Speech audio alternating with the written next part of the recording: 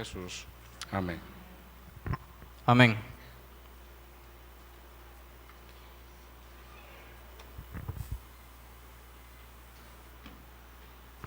Como dijo el pastor, hoy se conmemora un día muy especial, que es el Día de las Madres, pero ¿usted se ha preguntado de dónde viene esto? O sea, el Día de las Madres, ¿por qué se conmemora? ¿Este día lo sacamos de las Escrituras o simplemente siempre lo hemos escuchado y seguimos adelante? Es bueno hacerse la pregunta siempre, porque el conocimiento nunca está de más. Es bueno conocer las culturas, es bueno conocer lo que vemos en nuestro entorno y qué dicen las Escrituras con esto. Puedo hablar algunas cosas del origen del Día de las Madres para poder tener un momento de reflexión en esto. El origen de las madres se remonta muchos años atrás. Había muchas naciones anteriores que tenían ciertas prácticas que se parecían a lo que hoy conocemos como el Día de las Madres.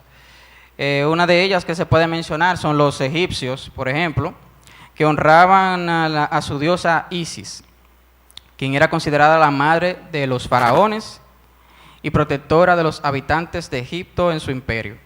También estaban los griegos, que celebraban a su diosa que se llamaba Rea, deidad asociada a la fertilidad y la maternidad. También los romanos celebraban a Cibeles, la diosa madre. Y mucho tiempo más adelante también los católicos conmemoran un día, que es el 8 de diciembre, y lo catalogan como el día de la Inmaculada Concepción, y esto da homenaje a María. Pero ¿qué nos dice las Escrituras respecto a esto? Vemos que en el mundo se celebra este día, dan conmemoración a esto, pero podemos tener dos preguntas. Y la vamos a tener como reflexión antes de llegar al tema del mensaje, que son 5 cualidades que tiene una madre bíblica. Entonces, antes de llegar a ese tema, vamos a tener una reflexión en base a estas dos preguntas. ¿Es pecado celebrar el Día de las Madres? Y nuestra segunda pregunta es, ¿qué nos dice la Biblia respecto a las madres? Entonces, en nuestras Biblias, Éxodo capítulo 20, del 3 al 5, que ya lo conocen. Éxodo 20, 3 al 5 dice: no tendrás dioses ajenos delante de mí. No te harás imagen ni ninguna semejanza de lo que está arriba en el cielo, ni abajo en la tierra, ni aguas debajo de la tierra. No te inclinarás a ellas, ni la honrarás, porque yo soy Jehová tu Dios, fuerte celoso, que he visto la maldad de los padres sobre los hijos hasta la 3ª y 4ª generación de los que me aborrecen. Ok, la palabra entonces nos da principios que nos llevan a tener un concepto claro de qué es lo que es pecado, qué es lo que a Dios no le agrada y lo que a Dios le puede agradar. Dios es claro. Él nos da pasajes como estos y nos da muchos principios en las Escrituras que nos enseñan a nosotros identificar, discernir cuando algo está mal o no. Entonces, ¿es pecado celebrar el Día de las Madres? Bueno, seguimos, ya tenemos esa parte. Ahora, un pensamiento que yo puedo tener en base a mi madre o mis padres, que me pueden llevar entonces a que sí se puede volver pecado. Primero, mi madre no puede ser el principal centro de mi vida. Obviamente ya eso sería idolatría. No puede ser la voluntad que me haga despertar todos los días de la mañana, porque sería idolatría. No puede ser el sentido de toda mi vida y decir que sin ella, entonces ya yo no puedo ser feliz, porque sería idolatría. Entonces, si analizamos lo que la palabra nos dice, de que no vamos a hacer imagen de lo que está en el cielo ni en la tierra, ni debajo de la tierra, entonces yo no puedo crear una imagen de mi madre. Hice la introducción al principio de cómo las naciones anteriores tenían ídolos de diosas que se referían a la maternidad. Pero vemos lo que Dios nos dice en su palabra con respecto a esto. Ellos, naciones paganas, tenían esas costumbres de adorar a esas diosas. Entonces, la palabra nos enseña muy claramente que nuestro Dios no tolera la idolatría. Pero, ¿y si yo quiero darle un regalito a mi madre? Y si yo quiero entonces darle un presente, darle las gracias, ¿es esto pecaminoso? ¿Qué nos dice la palabra entonces respecto a esto? Como habíamos visto, lo que presentaron los caballeros, Proverbios 31, verso 28, dice, se levantan sus hijos y la llaman bienaventurada, y su marido también la alaba. Habla acerca de una mujer, pero una mujer que es madre. Dice, se levantan sus hijos y la llaman bienaventurada, y su marido también la alaba. La palabra bienaventurada significa algo próspero, exitoso, algo que está correcto. La bienaventuranza es un gozo que va mucho más allá de lo terrenal. Esta mujer que encontramos en Proverbios 31, una madre con muchas cualidades, que la hace brillar. Su familia lo puede notar. La palabra dice que sus hijos y su esposo la alaban. El hecho de tomar un día del año para alabar a la madre, la persona que nos dio la vida, la persona que nos crió, no es pecado. Aunque la Biblia no establece ningún día en específico, no lo podemos encontrar en las Escrituras, porque todos los días realmente usted debe honrar a sus padres. No tomar un solo día, sino honrarlos todos los días. Efesios capítulo 6, verso 2 nos dice, honra a tu padre y a tu madre, que es el primer mandamiento con promesa. Entonces podemos ver en las Escrituras, Dios nos manda a honrar a nuestros padres. ¿Y qué es la honra? Entonces yo voy a honrar a mis padres con mis acciones. Yo voy a honrar a mis padres con mis palabras. Pero estas acciones con las que yo los voy a honrar no es por un día o por un momento en específico. Debe ser algo constante. En la obediencia,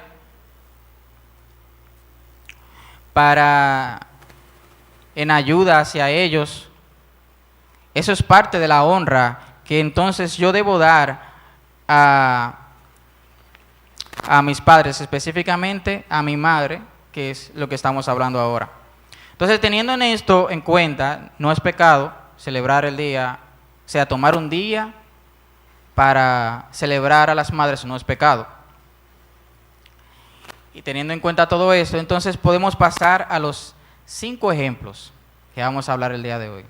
5 ejemplos de una madre que podemos ver en las Escrituras, ejemplos que podemos adoptar. Hay muchos ejemplos buenos y malos, porque las Escrituras no esconden el pecado de las personas. Hay ejemplos de madres en las Escrituras que no son de copiar, pero también hay muchos ejemplos que son de admirar. Una de ellas podemos ver en Segunda de Timoteo, capítulo 1, versos 5 al 7.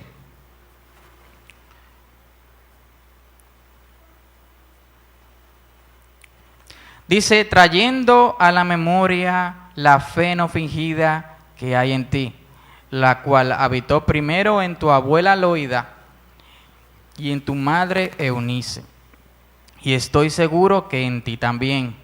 Por lo cual te aconsejo que avives el fuego del don de Dios que está en ti, por la imposición de mis manos.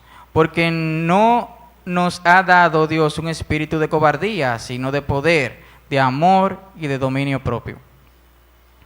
Si usted está analizando el texto, aquí el apóstol Pablo, hablándole a Timoteo, dice, trayendo la memoria de la fe no fingida que hay en ti, la cual habitó primero, ¿en quién? En tu abuela Loida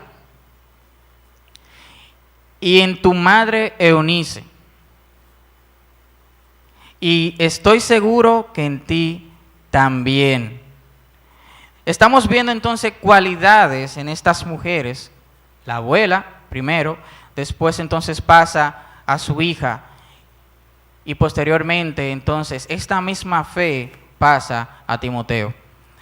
Estas mujeres hicieron un trabajo, un buen trabajo. Aquí podemos ver entonces el primer ejemplo, una madre que modela la fe.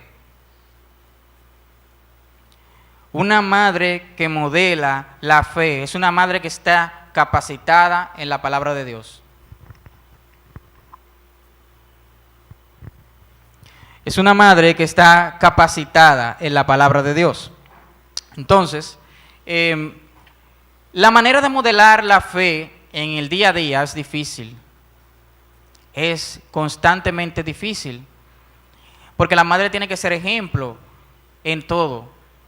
Tiene que criar a sus hijos, tiene que estar pendiente del sustento, tiene que estar pendiente de absolutamente todo, pero también tiene que estar pendiente de ella modelar esa fe que ella predica en sus acciones, en sus palabras, y todo eso que los padres aquí lo saben, los hijos copian todo. Si dice algo incorrecto, el hijo lo va a copiar. Si hace algo incorrecto, el hijo lo va a anotar y también lo va a cuestionar. Entonces todo eso es parte de modelar la fe. Es un trabajo difícil, pero con la ayuda de Dios se puede. El mismo pasaje lo dice. ¿Acaso Dios nos dio un espíritu de cobardía? No. De amor, de poder y dominio propio. Es una madre que está capacitada, es una madre que instruye a sus hijos, es una madre que toma el tiempo para modelar la fe a sus hijos. No solamente con sus acciones, sino también en su enseñanza. Ella toma el tiempo con ellos para explicarle lo que Dios quiere enseñar a sus hijos, ya sea con el diario vivir de ellos, pero también cuando ella les predica la palabra de Dios. Ella toma ese tiempo. Está capacitada, pero también instruye a sus hijos. Y con todo esto, entonces, ¿qué ella está haciendo? Ella está modelando la fe. Y trae resultados. Trae grandes resultados. Y lo vemos en la palabra. Cómo ella, entonces, su abuela Loida, enseña a su hija. Y su hija, posteriormente, enseña a su hijo. Y vemos el resultado que está aquí. En 2 de Juan, capítulo 1,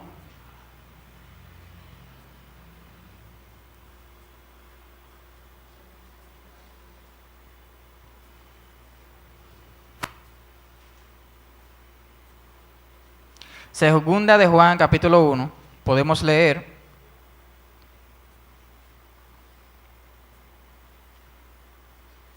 dice, el anciano a la señora elegida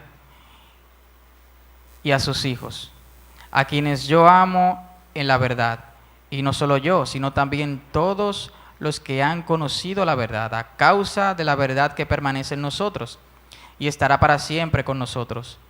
Sea con vosotros gracia, misericordia y paz de Dios Padre y del Señor Jesucristo, Hijo del Padre, en verdad y en amor. Mucho me regocijé porque he hallado a alguno de tus hijos andando en la verdad, conforme al mandamiento que recibimos del Padre. Y ahora te ruego, Señora, no como escribiéndote un nuevo mandamiento, sino el que hemos tenido desde el principio, que nos amemos unos a otros. Y este es el amor, que andemos según sus mandamientos. que andemos según sus mandamientos. El propósito de esta madre que modela la fe es que sus hijos anden en la fe, cumpliendo los mandamientos de Dios.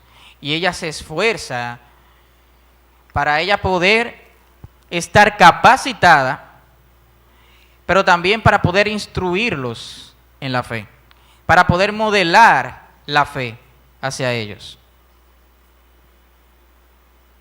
Eso entonces es lo que consideramos como una madre que modela la fe.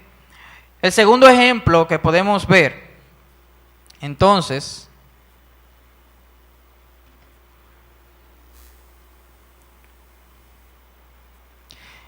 Primera de Samuel, podemos ir a Primera de Samuel.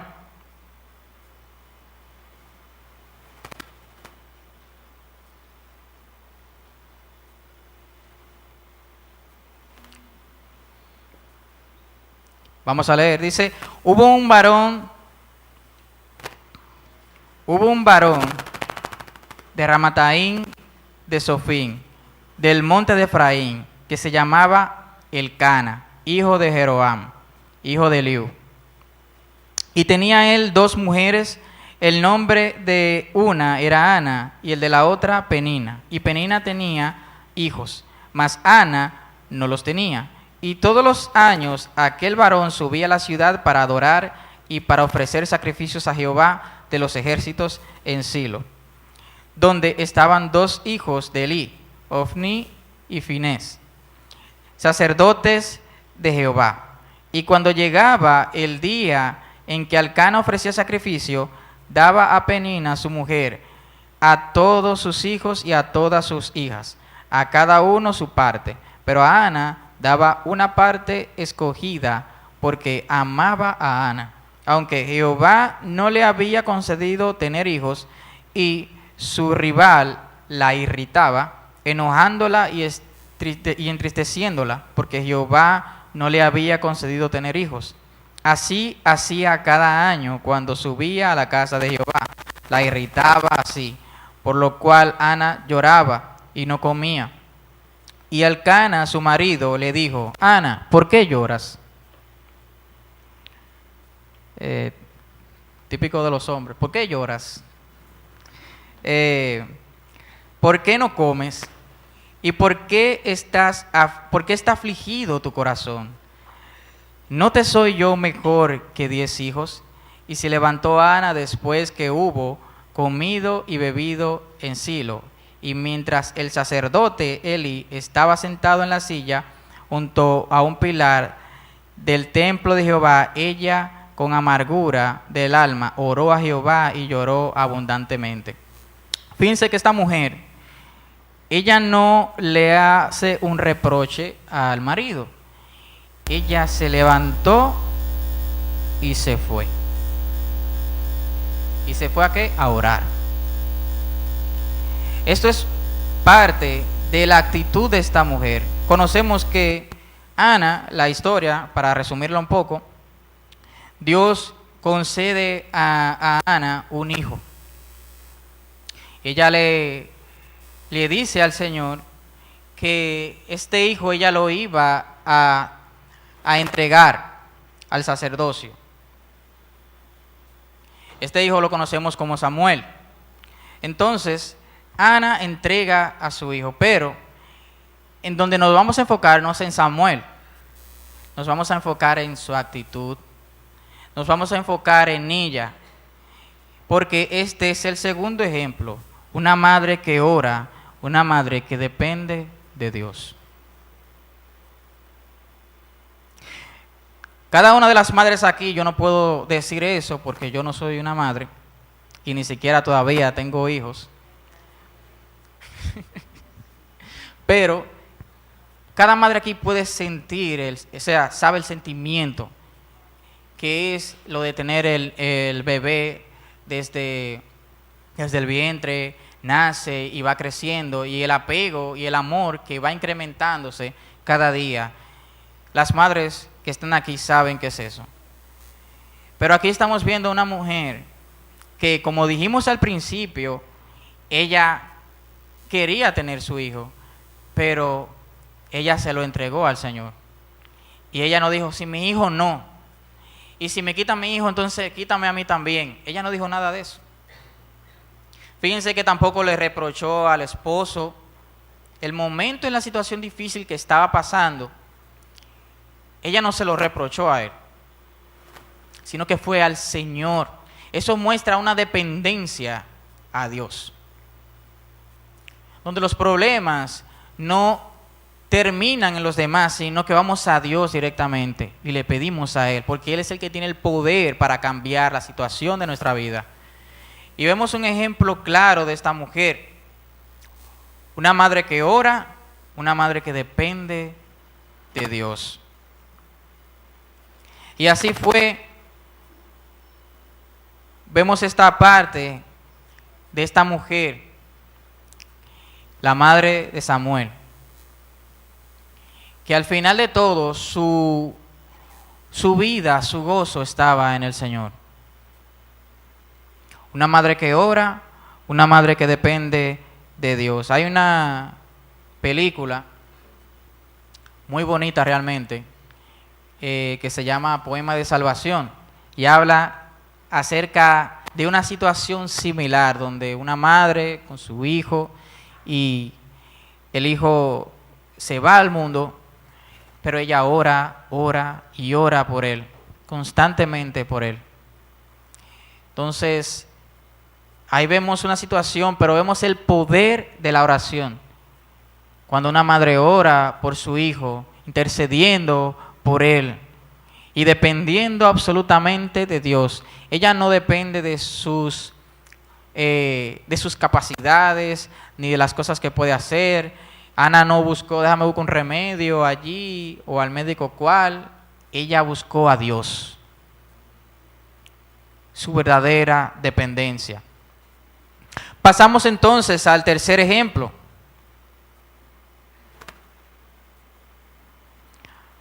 Una madre valiente y esforzada. Una madre valiente y esforzada. Esto lo podemos ver en Éxodo capítulo 2.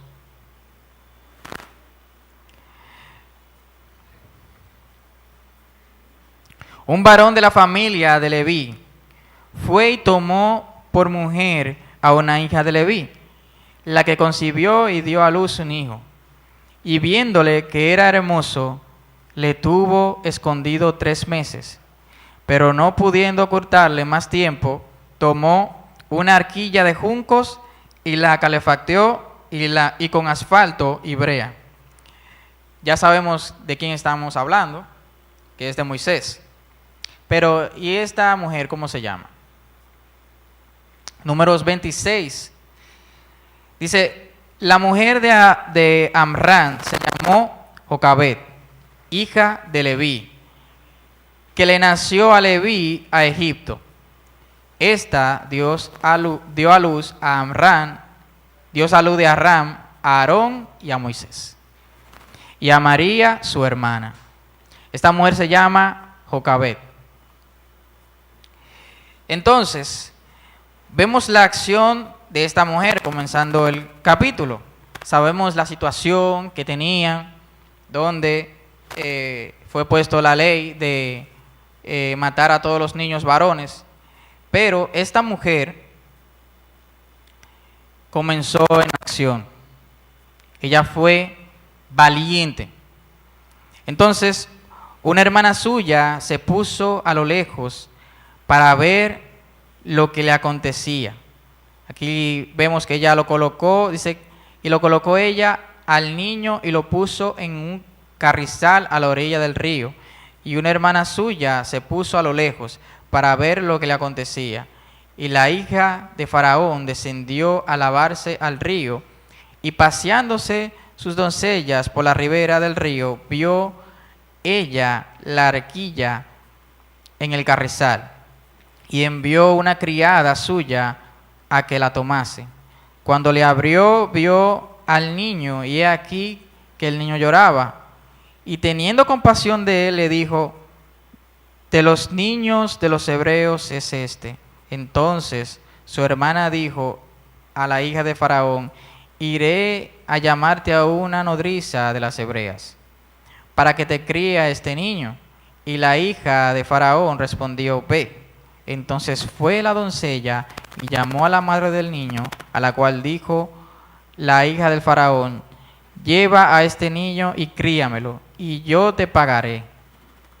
Y la mujer tomó al niño y lo crió. Y cuando el niño creció, ella lo trajo a la hija del Faraón, la cual lo prohijó y le puso por nombre Moisés, diciendo: porque de las aguas lo saqué.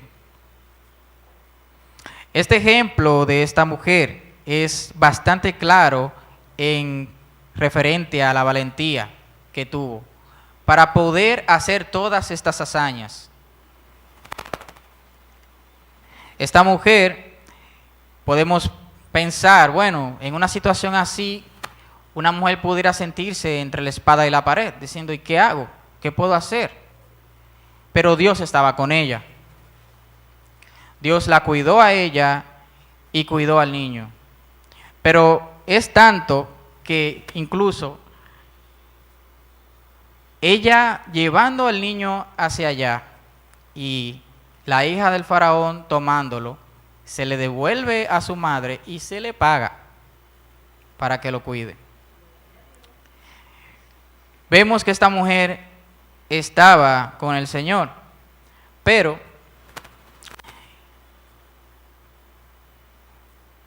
donde nos vamos a enfocar es en sus acciones. Es una madre valiente, es una madre esforzada, es una madre que no va a poner el temor por encima de los demás, sino que ella va a lanzarse por sus hijos.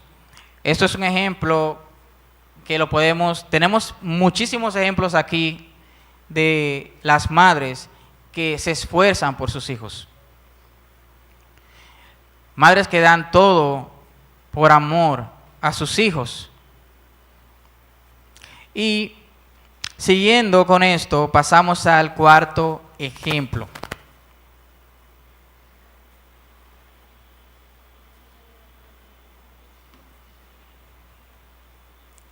Una madre pone la felicidad de sus hijos por encima de ella misma. Este es el cuarto ejemplo que vamos a ver.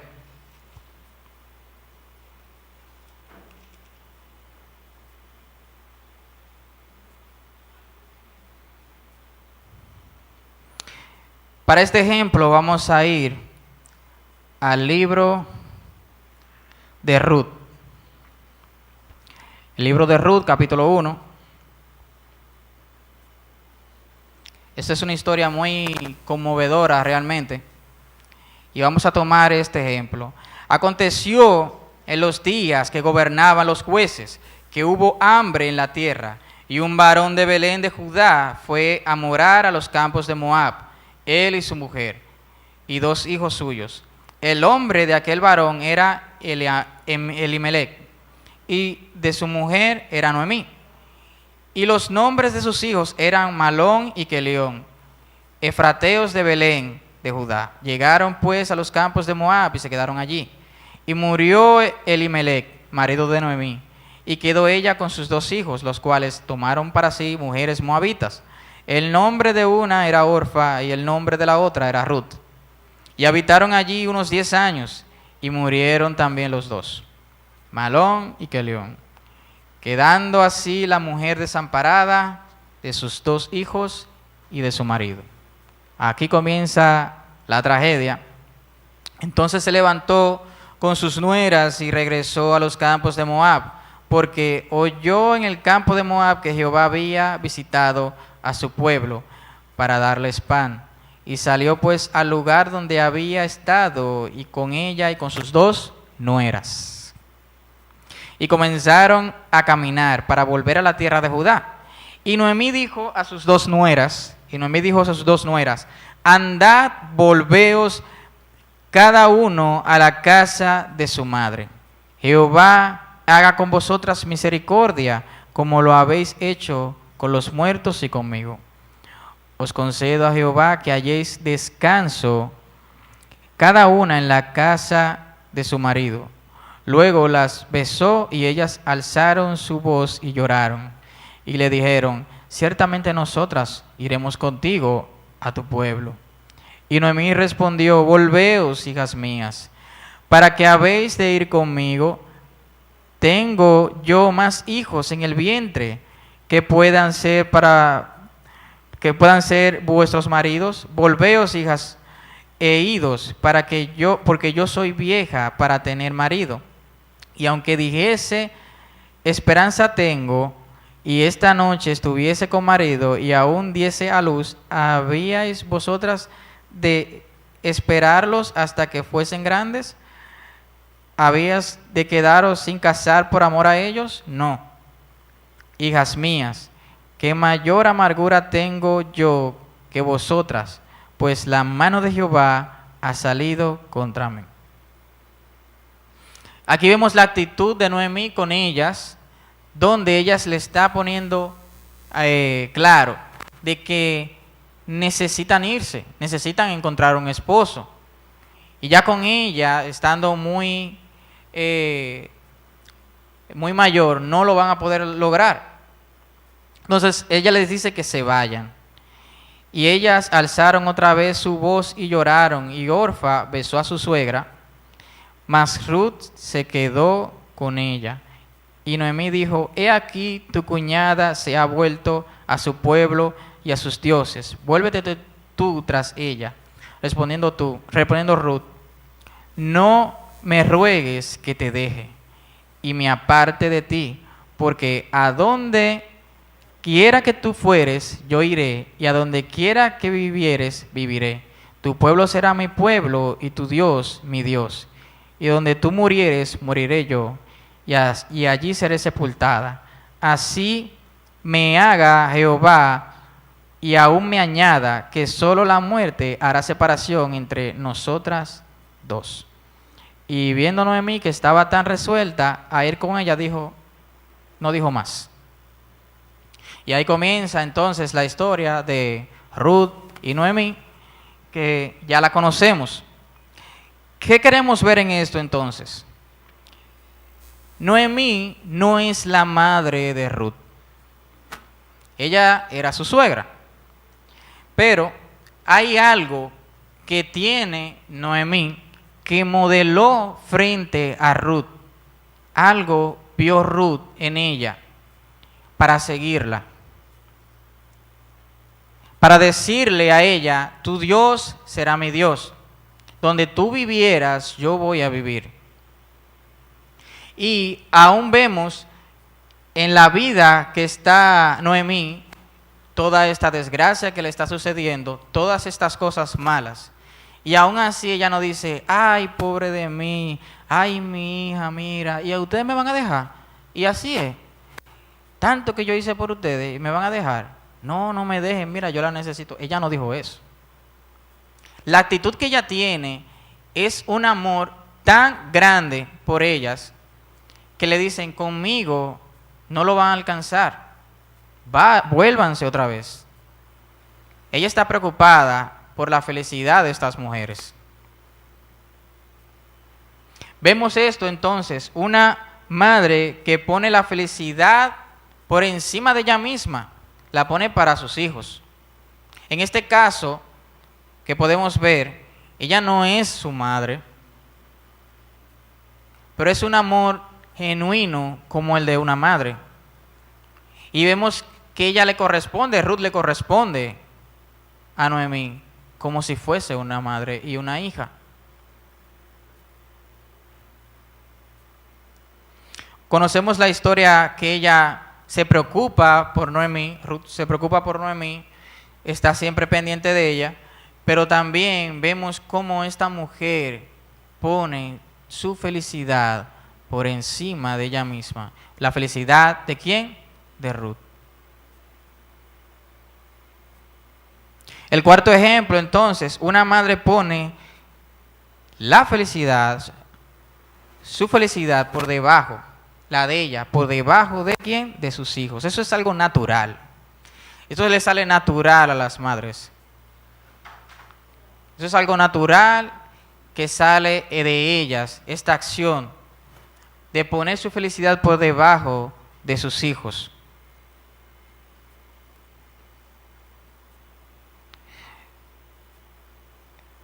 El quinto ejemplo que podemos ver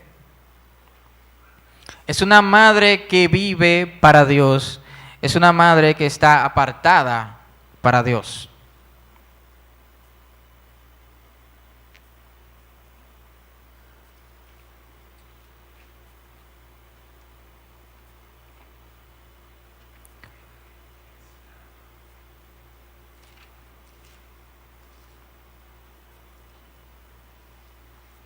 Una madre que está apartada para Dios.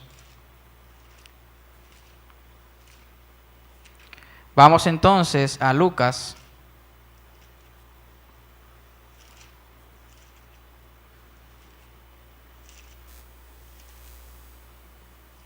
Vamos al libro de Lucas.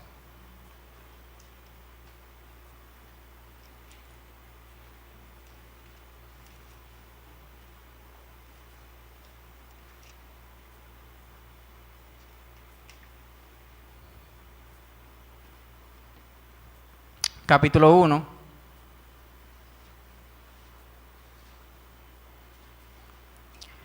Vamos al verso 57.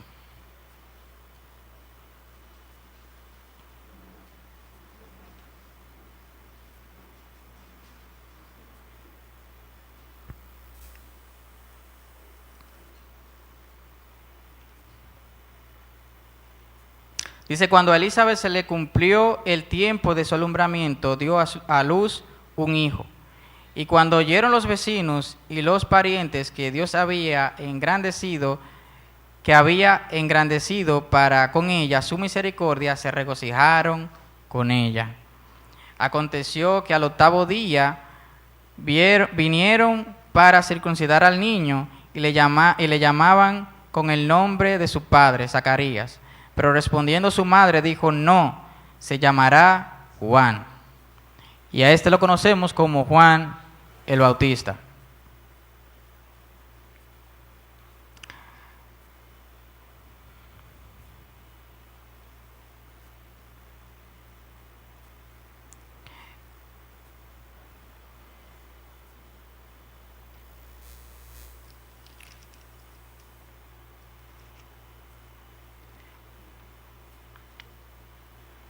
Ok, en el verso 26, en ese mismo capítulo, vamos a ver. En el sexto mes, el ángel Gabriel fue enviado por Dios a la ciudad de Galilea, llamada Nazaret, a una virgen desposada con un varón que se llamaba José, de la casa de David. El nombre de la virgen era María, y entrando el ángel en donde ella estaba, dijo, salve, muy favorecida. Y entrando el ángel en donde ella estaba, dijo, salve, muy favorecida. El Señor es contigo, bendita tú entre las mujeres. Mas ella, cuando le vio, se turbó por sus palabras y pensaba, ¿qué salutación sería esta? Entonces el ángel le dijo, María, no temas, porque has hallado gracia delante de Dios, y ahora concebirás en tu vientre y darás a luz un hijo, y llamarás su nombre Jesús. Y este será llamado Hijo del Altísimo. El Señor Dios le dará el trono de David su padre, y reinará sobre la casa de Jacob para siempre, y su reino no tendrá fin. Entonces María dijo al ángel, ¿cómo será esto? Pues no conozco varón. Respondiendo el ángel le dijo, el Espíritu Santo vendrá sobre ti, y el poder del Altísimo te cubrirá con su sombra. Por lo cual también el santo ser que nacerá será llamado Hijo de Dios. Y aquí tu pariente Elizabeth, ella también ha concebido un hijo en su vejez, y este es el sexto mes para ella, la que llamaban estéril, porque nada hay imposible para Dios. Entonces María dijo, he aquí la sierva del Señor, hágase conmigo conforme a tu palabra. Una madre que vive para Dios, que está apartada para Dios. Estas mujeres reconocían su condición delante de Dios. Ellas no iban a decir, yo soy digna de tal acción, o yo lo estaba esperando que me llamaras. Oye, hasta tarde llegaste, porque una como yo, tú no ibas a encontrar. O sea, ese no era el carácter que ya tenían. Eran mujeres que estaban en una condición humilde delante de Dios, y ellas reconocían sus palabras de cada una fue: he aquí la sierva del Señor. Hágase conmigo conforme a tu palabra. Para poder cumplir con esta condición de humildad, necesitamos entonces tener todas las demás cualidades. Ser dependiente totalmente de Dios, ser una mujer de oración, ser una madre que modela la fe. Tener una comunión con el Señor es necesario para que estas condiciones se puedan aplicar a tu vida y puedas entonces tener éxito en las cosas que hagas con tus hijos. Una madre que está apartada para Dios es una madre que va a dedicar su tiempo a la oración, es una madre que va a dedicar su tiempo a estudiar la palabra, prepararse en la palabra, estar totalmente capacitada para poder instruir a sus hijos. Pero esto mismo también va a crear una humildad en ella, donde ella se va a ver indigna de Dios. Va a ser una mujer agradecida con Dios. Va a ser una mujer que va a vivir en gozo para el Señor. Ella reconoce su condición y va a decir: he aquí una sierva tuya que está dispuesta .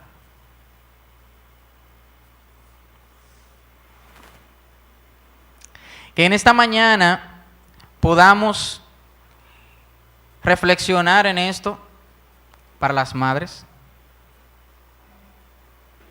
y las futuras madres, y aquí también, que podamos reflexionar en esto. La sabiduría de Dios es para siempre, y su palabra nos enseña cada día que su misericordia es grande, nos instruye, nos enseña y nos lleva a crecer cada día más. Entonces vemos una madre que modela la fe, una madre que ora y depende de Dios. Vemos una madre que es valiente y esforzada, y una madre que vive para Dios y está apartada para Dios. Que este sea entonces el sentir de toda mujer que es madre y las que son futuras madres, que la palabra de Dios quede en sus corazones. Vamos a orar. Amantísimo Dios, te damos gracias por tu palabra. Te damos gracias, Señor, porque ella es viva y eficaz, Padre. Aunque yo no tenga la capacidad, Señor, de convencer a nadie, eres tú, Señor, que hace el trabajo. Tú tienes el poder, Señor, de amoldear los corazones de cada uno de nosotros. Señor, te pido por cada una de las madres que están aquí. Sé con ellas, Señor, sé con su situación en sus casas, con su familia, Señor, con sus hijos. Dale la sabiduría necesaria a cada una de ellas, Padre, para que puedan saber manejarse, Señor, con sus hijos. Sabemos que es un trabajo difícil y más en este tiempo, pero para ti no hay nada imposible, Señor. Tú tienes el poder para darle toda la sabiduría y el conocimiento, Señor. Trabaja con ellas, trabaja con sus corazones, Señor. Que ellas puedan, Señor, tener todas estas y que podamos, Señor, seguir viendo. Gracias por cada una de ellas, Señor. Bendice a todas las mujeres aquí, Padre. Te damos gracias por cada una de ellas, Señor. En el nombre de Cristo Jesús.